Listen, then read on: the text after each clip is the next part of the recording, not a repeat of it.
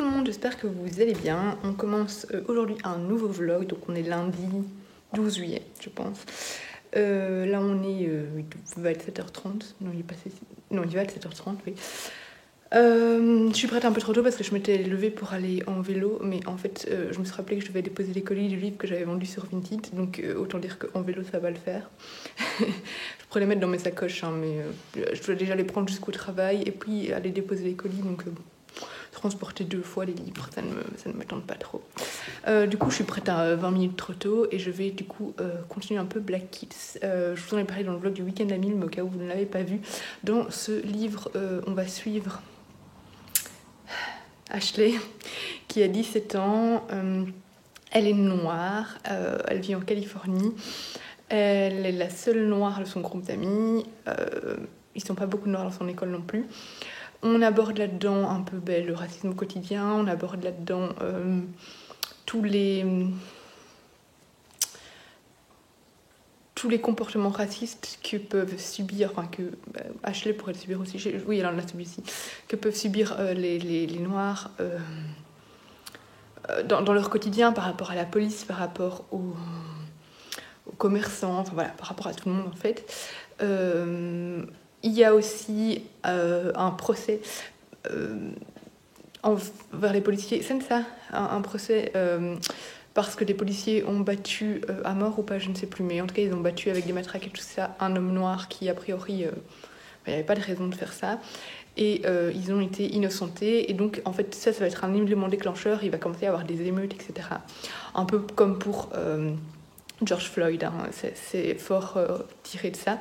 Donc voilà, c'est très intéressant. Hier, j'avais un peu mis en pause et j'ai lu un autre livre parce que j'arrivais pas trop à me concentrer et je trouvais le temps long. Je me suis ennuyée pendant quelques pages, quelques chapitres. Là maintenant, je le reprends et je suis bien dedans de nouveau. Donc voilà, c'est juste un passage à vide. Mais je crois que la fatigue jouait aussi. Donc là, je vais le reprendre un petit peu. Puis je vais aller bosser. Et ce soir, je ne pourrai pas lire parce qu'on a 2 amis à mon copain qui viennent. Donc on va faire jeu de société, etc. Donc je crois pas que je vais lire. Coucou, alors on est mardi matin. J'ai fini The Black Kids. Je vais me préparer pour aller au boulot. Alors au final, j'ai bien aimé. Je vous ai dit, j'ai eu un petit passage à vide. Voilà, c'est dû au fait que j'étais fatiguée, je pense. Alors en fait ce roman, j'ai oublié de préciser, il se passe en 1992, donc 1992, et il aborde des vraies affaires qui sont passées à l'époque, donc l'affaire notamment Rodney King et Larissa je ne sais plus quoi, enfin des choses qui sont passées, enfin des affaires qui concernaient les Noirs à l'époque, et notamment des violences policières, ou bien par exemple pour Larissa, je crois que c'est Larissa, je ne sais plus son prénom, mais par exemple, elle, c'était une dame, je ne sais plus quel âge elle avait, qui s'était rendue dans un magasin, et la vendeuse, qui était coréenne, lui a tiré dessus sans raison, en croyant que c'était une voleuse, parce que bon, hein, c'est connu, si on vole quelque chose, elle volait rien en plus, hein, mais si on vole quelque chose, ça mérite de se faire tirer dans la tête, une balle, ça c'est clair, hein, forcément.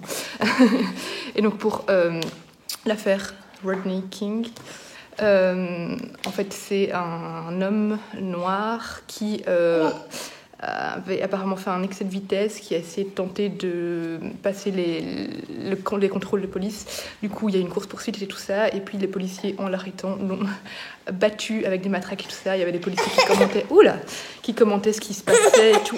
Tiens, qui commentaient ce qui se passait, etc., et qui regardaient. Pas de bol pour eux, la scène a été filmée, du coup c'est parti en procès, etc. Enfin voilà, c'est devenu toute une affaire qui a déclenché des émeutes. Les émeutes dont on parle d'ailleurs là-dedans. Là-dedans, on a Ashley qui est une jeune fille noire qui se sent un peu perdue parce que elle vient d'une famille privilégiée. Du coup, elle n'a pas spécialement connu toutes les injustices que d'autres personnes noires ont pu connues, qui viennent de quartiers plus pauvres, etc. Ses amis sont blancs, etc. Et elle se sent un peu, même si elle vit du racisme quotidien, hein, mais elle se sent un peu à l'écart de tout ça. Elle ne se rend pas spécialement compte de oh mon cœur. de toutes les réalités que peuvent, enfin de toutes les injustices que peuvent subir les Noirs, etc. Et petit à petit, elle va s'en rendre compte, elle va ouvrir les yeux et elle va être un peu désemparée. Elle va remettre en question ses amitiés, etc. aussi, des propos que ses amis peuvent tenir envers elle et tout. Hein, notamment ses amis n'hésitent pas à sortir le mot nègre et tout, alors que, enfin bon, voilà. Hein. Vive les amis. Et donc voilà, c'est un livre très intéressant qui abordait des tas de thèmes, des tas de thèmes qui concernent les personnes de couleur, toutes les injustices au quotidien qu'elles peuvent subir, etc. C'était super bien fait. C'était intégré à une histoire de lycéenne qui parfois était peut-être un peu tirée en longueur, mais en même temps c'est très intéressant parce que ça montre comment tout ça impacte le quotidien d'Ashley, comment tout ça s'immisce dans sa vie de lycéenne. Et ça rend plus réaliste en fait le roman. On se concentre pas uniquement du coup sur tout le racisme, toutes les injustices, etc. C'est vraiment comme si elle était une personne comme nous, mais noire, hein, on s'entend bien, mais qui voit toutes ces infos, qui participe pas aux émeutes, mais qui a un regard du coup extérieur, qui est un peu concernée parce que sa sœur est impliquée dans les émeutes, etc. Et du coup, ça rend le roman d'autant plus réaliste. Mieux fait que certains romans que j'ai pu lire l'année passée. J'en avais lu un qui me paraissait complètement insensé. Je ne sais plus le titre. Je crois que c'était aussi chez Page Turner, mais je suis pas sûre du tout. La fin termine sur une note d'espoir. Très jolie note d'espoir. Malheureusement, quand on sait tout ce qui se passe encore depuis 1992, là, voilà, hein, on sait que ça n'a pas beaucoup évolué, mais bon, bref. Et surtout, il y a des dossiers à la fin, des repères historiques, qui expliquent la migration des Noirs du Sud vers la Californie, enfin voilà, tous des repères historiques, des explications des affaires dont on parle dans le roman, etc. C'est très intéressant à lire aussi. Ça complète le roman, voilà, ça permet de mieux comprendre un peu tout ce qui s'est passé. Donc voilà, c'est un livre que je vous conseille vraiment, qui était vraiment chouette, et voilà, qui m'a beaucoup plu et qui est très intéressant d'un point de vue... d'un point de vue historique et puis d'un point de vue aussi pour comprendre un peu toutes ces injustices, d'un point de vue social. C'est aussi très important à lire, etc. Et j'ai trouvé ça très bien écrit. Et voilà, chouette lecture. Là maintenant je vais aller bosser, déposer le petit à la crèche. Et d'abord déposer la crèche puis aller bosser, pardon. Et ce soir je sais pas ce que je vais lire. Alors, on est mardi soir, je viens de faire mon sport, d'où ma tenue. J'ai reçu 2 livres dans ma boîte aux lettres. Ça faisait longtemps que je n'avais plus reçu, j'ai l'impression, de service presse dans la boîte aux lettres, parce que en juillet-août en général, sauf l'année passée où là ça a été le bordel, l'apocalypse. Mais en général, sinon juillet-août, c'est assez mort. Enfin, août, il y a la rentrée littéraire qui commence, mais bon, voilà. Donc c'est normal et parfois ça fait du bien à la palle. Là, j'étais contente de ne pas trop recevoir de livres parce que ça me permet de baisser un petit peu ma palle. Bref, là j'ai reçu 2 romans. J'ai reçu de Sarbacane et Dans nos cœurs, un incendie de Elodie Chan. Je me souviens plus du tout du résumé. Ça me tentait beaucoup quand j'ai lu le résumé dans le communiqué de presse. Donc voilà. Alors lui, il sort... qu'est-ce qu'il est écrit ? Le 1er septembre, donc j'ai encore un petit peu de temps. C'est déjà des romans de la rentrée littéraire en fait. Et j'ai reçu un autre roman de la rentrée littéraire qui sort le 21 septembre. Par contre, lui, je vais le lire assez vite parce que Charleston m'a envoyé l'épreuve corrigée pour avoir un peu notre avis en avant-première, en plus de l'avis des lectrices Charleston. Donc c'est Ce que murmure le vent de Amy Harmon. Ça a l'air vraiment très chouette. Voilà, ça me tentait beaucoup. De nouveau, j'ai oublié le résumé, mais vu que je vais le lire bientôt, vous aurez très rapidement mon avis dessus. Donc voilà, et j'ai hâte d'avoir la version définitive qui sortira du coup le 21 septembre. Ça me fait penser que j'ai pas demandé la version définitive alors que si j'aime bien, j'aimerais bien avoir avec la vraie couverture. Et j'ai déjà répondu au formulaire Lily Charleston pour la rentrée. Je renverrai peut-être un mail, je verrai bien. Voilà, donc pour le petit point book haul, réception. Et là, je vais aller prendre ma douche, faire à manger. Et je crois pas que je vais lire ce soir. Je crois que je vais... Enzo, qu'est-ce que tu fais ? Il commence à savoir tenir un peu sur sa jambe, à se lever sur les meubles, mais du coup, c'est le roi des bêtises. Hein. J'attrape tout ce qu'il y a sur les meubles. Oh, pas le wifi. Je vais y aller. Donc ce soir, on va continuer, je pense... ah mince, j'ai oublié le nom de la série. La série... Atypical, voilà. Donc, à mon avis, je lirai pas. Je vais voir. Vous le saurez de toute façon. Alors, on est mercredi 18h à peu près. Tout à l'heure, j'ai fini, je suis allée faire ma deuxième dose de vaccin. Du coup, dans la voiture, j'ai terminé Meurtre et pépites de chocolat, donc de Johann Fluck. J'avais deviné la fin, j'avais deviné la coupable, je ne vous en dis pas plus. Mais ça ne gâche absolument pas le plaisir de ce roman, c'était vraiment un pur bonheur. C'est vraiment le genre de livre qu'on lit sans se prendre la tête, juste pour se détendre, qui fait du bien au moral, qui donne l'eau à la bouche. C'est écrit vraiment voilà, c'est écrit de manière très fluide, bien écrit quand même, hein. C'est pas un style particulier, mais c'est quand même bien écrit. Et voilà, ça se dévore, ça se fait lire tout seul. J'ai adoré le personnage d'Anna, qui est donc le personnage principal. Ce que j'aime bien, c'est qu'en fait, il a été écrit, il est sorti en tout cas apparemment en 2000. Du coup, il y a une grosse différence au niveau, par exemple, des téléphones. Ils vont dans les cabines téléphoniques ou des trucs comme ça. Donc, c'est assez comique de replonger un peu dans une. C'était il y a 21 ans, du coup. Hein, donc voilà. Mais c'est un livre que je vous conseille vraiment et je compte tous les dévorer. Apparemment, il y en a quand même pas mal. Hein. Là, maintenant, il y en a 2 qui sont déjà sortis en français chez Cherche Midi et il y en a 2 qui vont sortir à la rentrée littéraire. Et je crois qu'il y en a une vingtaine de tomes, donc il y a de quoi lire. Mais franchement, ça se lit super vite et c'est le genre de livre qui, si vous avez besoin d'un livre réconfortant, foncez vers ça. J'ai trouvé ça super chouette et voilà. C'était tout. Là maintenant, je vais lire. Je vais commencer. Comment ça s'appelle ? Déjà, je vais monter une vidéo que j'ai filmée tout à l'heure, ce matin, et je vais monter cette vidéo, voilà. Et je vais commencer le dernier livre de Laurence Perrin, pardon, que j'ai reçu en service presse depuis sa sortie et je suis un peu en retard. Et Amélie le commençait aujourd'hui. Moi, je comptais le commencer juste après celui-là. Du coup, ça tombait bien, donc on va le lire ensemble. Donc voilà, c'est ce que je vais lire, faire à manger et voilà. Alors, j'ai reçu un énorme colis, je sais pas du tout ce que c'est, si c'est des services presse ou quoi, parce que je n'attendais rien. J'ai rien commandé, enfin, je viens de commander un truc chez Cézanne tout à l'heure, donc ce n'est pas encore déjà livré. Puis c'est des chaussures, donc ça fait un peu gros pour les chaussures. Donc écoutez, je vais l'ouvrir et voir ce que c'est. Hein. Alors si j'avais commandé quelque chose, en fait, c'est juste que je me souvenais pas. Non, normalement, ça devait être livré en point relais, ça devait pas être livré ici. Parce que je m'attendais à ce que ça n'aille pas dans la boîte aux lettres. Du coup, c'était normalement livré en point relais. Du coup, je savais pas du tout que j'allais recevoir ça ici. Donc, c'est la fameuse piscine à balles dont je vous avais parlé d'Enzo.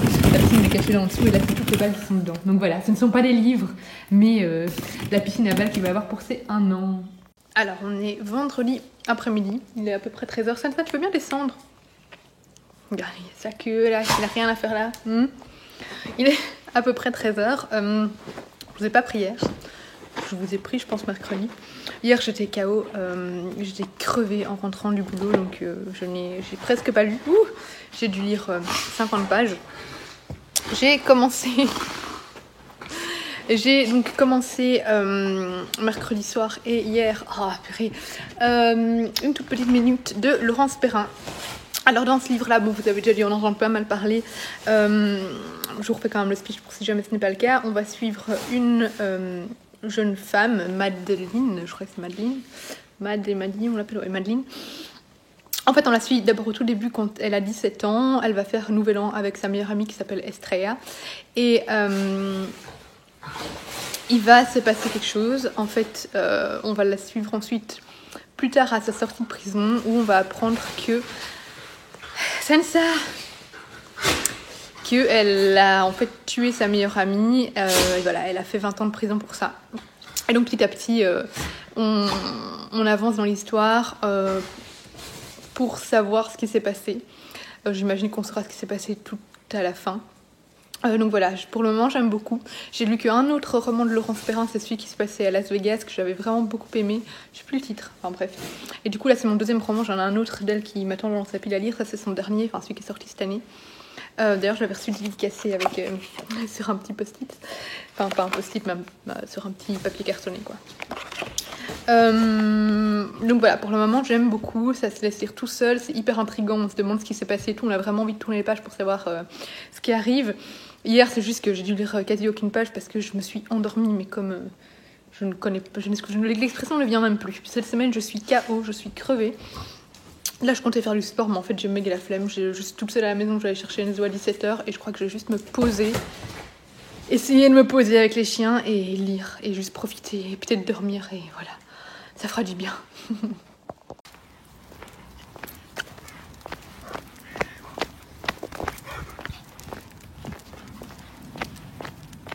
regardez-moi ce petit colis vintage parfait quoi. Donc j'ai commandé les deux premiers tomes de Reine d'Égypte.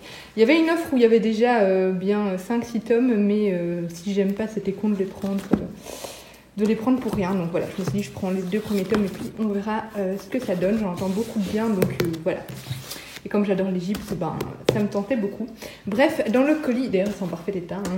Dans ce colis donc j'avais commandé sur Vinted, elle m'a glissé déjà une petite carte de remerciement, trop chou, et des petits autocollants de manga. Alors c'est des mangas que je connais pas parce que je maîtrise pas du tout les mangas, je dois avouer, et ça se trouve c'est super connu. Là c'est Naruto je vois, mais les autres je ne connais pas, mais en tout cas c'est adorable quoi. Voilà, je tenais à le souligner. Comme quoi Vinted, il faut parfois faire attention, mais il y a parfois des gens qui sont parfaits. Et là, d'ailleurs sur Vinted, j'ai reçu, j'ai dû le chercher il y a 2 jours, je voulais juste pas montrer. J'ai commandé Les Possibles de Virginie Grimaldi, donc c'est le dernier Virginie Grimaldi qui est sorti, ça non. Et il est en état nickel aussi, donc je suis trop contente, je l'ai eu à 10 €. Donc voilà, trop contente. Et j'ai hâte de lire parce que voilà, les Virginie Grimaldi, je les lis toujours en été. Donc voilà, je vais lire cela à mon avis la semaine prochaine ou ce week-end, qui sait. Alors, on est samedi midi et il y a enfin plein soleil. Ça fait tellement du bien, franchement. Je pensais que l'été était porté disparu à jamais. Hein. Ah, il fait chaud, il fait bon, c'est parfait. Là, je suis en tenue de sport parce que j'ai fait du sport ce matin. Puis, j'ai pas pris ma douche. Promis, je la prendrai tout à l'heure. Mais là, maintenant, Enzo est à la sieste, du coup, j'en profite pour lire un peu au soleil et surtout dormir parce que cette nuit a été un peu compliquée. Donc voilà, c'est parti. J'approche à la fin, il me reste moins de 100 pages une toute petite minute et j'ai hâte de savoir pourquoi est-ce qu'elle a tué sa meilleure amie. Bon, je suis rentrée parce que j'avais un petit peu trop chaud. J'ai fini une toute petite minute de Laurence Perrin. Alors globalement, j'ai vraiment apprécié, mais je suis un peu déçue de la fin. Je peux pas vous dire pourquoi en fait, mais alors d'un côté ça peut être très réaliste, mais je sais pas, j'aurais aimé une autre révélation sur ce qui s'est passé sur la soirée. Enfin je sais pas, je reste un peu, enfin voilà, je trouve un peu incompréhensible la fin, mais bon, enfin bref, je peux pas vous expliquer sans spoiler, mais voilà, je suis un peu voilà, c'est le seul truc, c'est la fin. Sinon, j'ai vraiment beaucoup aimé. C'est un livre que j'ai trouvé très intéressant parce que du coup, on suit cette jeune femme qui a été incarcérée à 17 ans pour un meurtre. Elle veut purger sa peine jusqu'au bout parce qu'elle veut être punie pour ce qu'elle a fait. Et on est dans les pensées de cette jeune femme devenue adulte qui, au final... n'a pas grandi en fait, enfin elle a grandi en prison mais du coup ça a passé ça a mis en pause sa vie, toutes ces années tellement importantes des études, de devenir femme avec des gros guillemets, l'opportunité d'avoir des enfants, d'avoir les premières relations amoureuses, etc.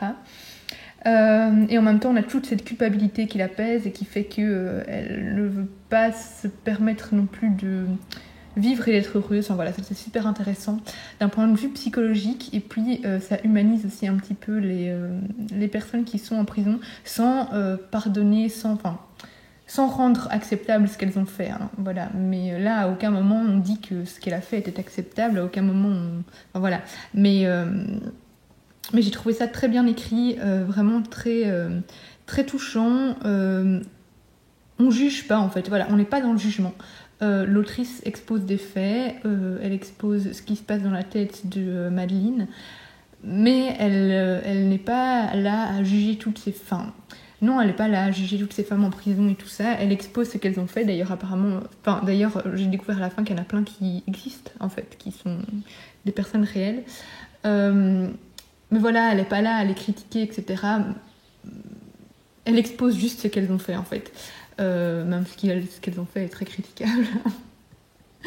Mais bref, elle n'est pas là pour faire le procès de ces femmes, voilà. Elle est juste là pour montrer ce qui peut, à quel point la vie peut basculer en une seconde, à quel point tout peut basculer, tout peut changer. Et voilà, c'est un livre que j'ai trouvé très très bien écrit, passionnant, et j'ai beaucoup aimé. Voilà, sauf cette petite fin qui me déçoit un petit peu, mais sinon mais ça me déçoit pas à la fois, mais voilà, je sais pas vous expliquer pourquoi. Mais voilà, un très chouette livre que je suis ravie d'avoir lu, et Et voilà, là maintenant, je vais peut-être aller promener Enzo quand il sera réveillé. J'ai vu qu'il y avait les tournesols qui avaient enfin fleuri dans un champ près de chez moi, donc j'irai bien faire des photos là-bas. Voilà, maintenant je vais manger un petit quelque chose et puis je verrai bien ce que je vais faire. Regardez ce que j'ai trouvé en faisant les courses. J'avais jamais vu cette pop, elle est beaucoup trop belle. Cette chip qui est donc en train d'exploser. Hein. Il me semble que dans La Belle et la Bête, à ce moment-là, il réfléchissait trop. Non, je sais plus ce qu'il faisait. Il faudrait que je revoie le film. Oh, ça fait longtemps. Enfin bref. C'est mon personnage préféré dans La Belle et la Bête. Il est tellement chou. Hop. Et en plus, c'est une exclusivité Pop in a Box. Et en fait sur Amazon, j'avais regardé pour voir le prix un peu en comparaison. Ici il était à 14 €. Et sur Amazon il était soldé, mais à la base il était à genre 37 €. Soldé dans les 14 € aussi, 17 je sais plus. Donc, mais c'est une pop que j'ai jamais vue. Je pense pas que c'est une pop rare, mais voilà, de toute façon je pense que une pop rare ou pas. Elle est juste trop belle, je suis trop fan et elle va aller dans ma bibliothèque dans 2 secondes. Trop belle. J'adore. Un petit dessert qui j'espère va me soigner un peu mon mal de tête et un petit livre. Alors j'ai pas lu beaucoup, enfin ça, j'ai lu une quarantaine de pages mais honnêtement j'arrête pas de dormir. Là maintenant j'ai cru à 20h30, là je me suis endormie, j'ai cru que j'étais partie pour ma nuit. J'ai mal de tête, je me sens pas bien du tout, je me sens épuisée. Normalement on avait une soirée mais mon copain est parti tout seul. Donc voilà, je me retrouve en peignoir et tout ça, lire avec une glace. Je sais pas si je vais tenir encore longtemps. Alors je profite qu'il y ait personne. Du coup personne ne me regarde pour filmer. On est dimanche matin, il est 10h et j'attends Laura donc, de Littéraire parce qu'on va se balader au château de la Hulpe. Et c'est un beau domaine, vous l'avez déjà vu sûrement en photo sur Instagram parce que j'aime bien aller faire des photos là-bas. Et on a pris plein de livres, je crois que j'ai 20 livres à prendre en photo. Donc voilà, on va en profiter pour faire plein de photos. Il fait super beau, là ça fait depuis hier qu'il fait enfin super beau, que l'été est enfin là, ça fait trop du bien. Donc voilà, j'attends qu'elle arrive vers 10h15, donc je crois que je vais attendre 10 petites minutes. J'ai pris Miko avec, il va être content.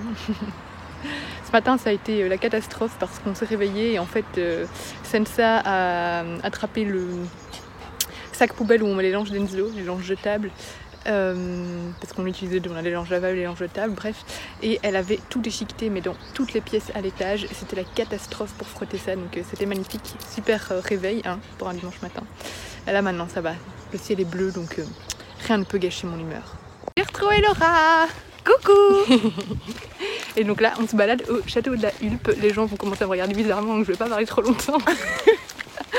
Mais je vais tourner la caméra et je vais vous montrer le château, même si vous l'avez déjà vu mais pas en vlog.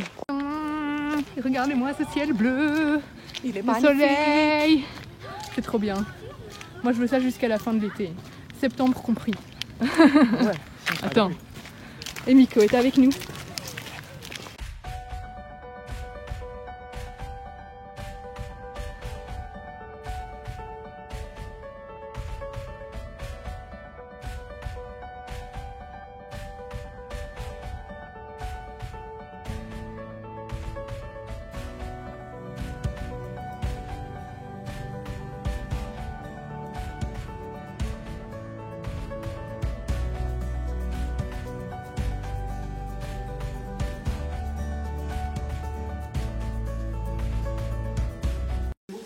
De cette BD, donc je suis très contente et je vais sûrement la lire aujourd'hui.